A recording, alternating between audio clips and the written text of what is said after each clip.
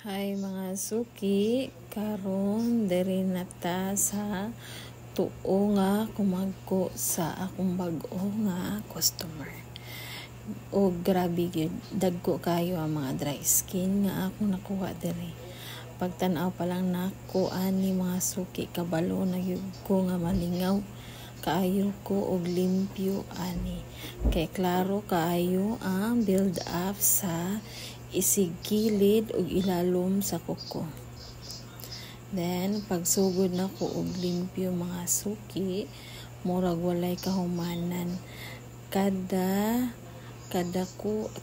higop sa akong pusher ug nipper, dagko kaayo ang piraso sa dry skin akong makuha. Dili lang nipis kundi compact ug murag naipit na nga dugay. Bago pa ni siya nagpalimpyo, dugay na gyud naipit kay dili man daw tiglugit ang tiglimpyo niya. So mao ni. Then murag taga isa dako-dako na ang mga nanubo nga dry skin sa isig kilid. Mao gyud ni ang klase nga limpyo nga super satisfying tan-awon. Makita nimo nga kada kuot na agyoy mo gawas nga dagko o makapahimpit sa linya sa kuko.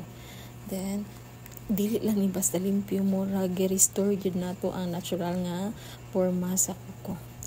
Careful gyud ko ani nga part kay sensitive usahay ang area sa kumagko. Kung dagko ang tangtangunon, usually kanang mudugo gyud siya tungod sa kapilit sa dry skin. So mauna ni mga suki, makita niyo di ba? Limpyo kayo ang after result. Thanks for watching.